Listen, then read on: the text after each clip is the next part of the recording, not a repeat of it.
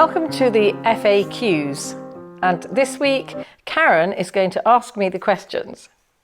The first question we've got this week is from Deborah Hill, and she asks about the arts and crafts colours. She wants to know a little bit more about the arts and crafts colours and what came after the arts and crafts movement. Well, that's very interesting. You know, towards the end of the arts and crafts, we were embroiled in the First World War. And, you know, during the arts and crafts, with the Boer War, we were at war, we were in desperate straits. This terrible time of deprivation in the late 1920s and 30s, when actually my grandfather created a cinema, a blacksmith's son created a cinema, and that became all the rage. The way that people saw the arts was changing all the time. So after the arts and crafts and the subtlety and the calm look to it, and the richer people really being able to afford to buy the pieces or to buy the threads to create the pieces, you really came into the middle of the 20th century, and this design is an arts and crafts influence. This design is a really bit of a transition because it actually uses techniques that are a little bit jollier.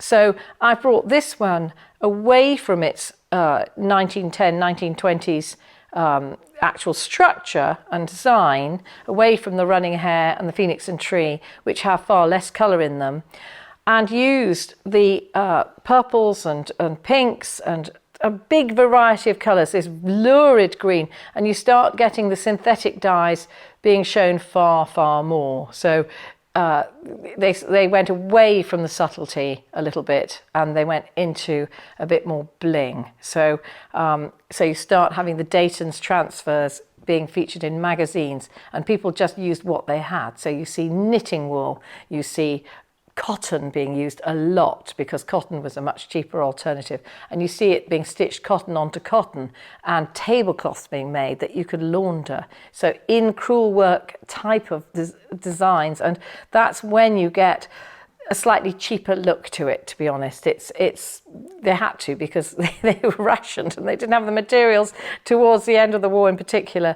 And I know my great aunts and grandmothers and things, their stitching was on random pillowcases and using wools if they had it, or cotton if they had it. Not much silk going around during the war, I don't think. So that's where it went. And then in the sort of 60s, you had the hippie movement, and the sort of the 50s, and then in the 60s, you had that emergence of a slightly alternative look.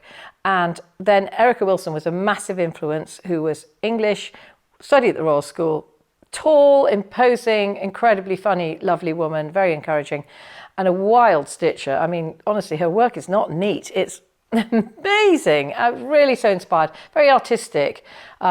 Married to a very famous art collector, and she moved to Manhattan and had the most lovely shop just off Madison Avenue, where I was very privileged to go. And I actually met her in England before then as well. And she was the most encouraging, fantastic woman and had a great attitude. And any of her books will tell you the way it goes through the 60s and the 70s. And that was her main era, I would say. And she also stitched with needlepoint as well.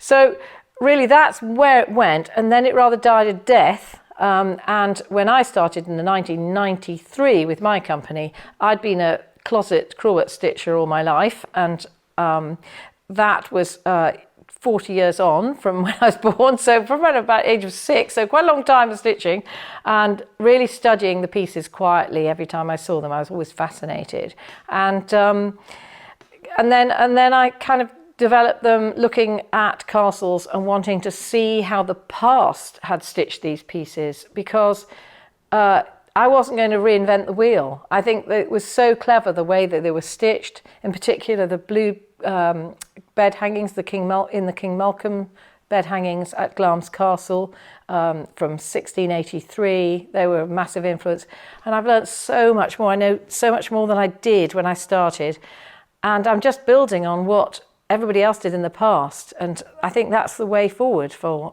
certainly for me, because find the bit you like and then replicate that and really understand it, because until you replicate it, you cannot know how they made it, and you cannot know the exact colours they used, because it's never what you see with just the eyes. You've got to have your needle in your hand and to use that as your learning tool.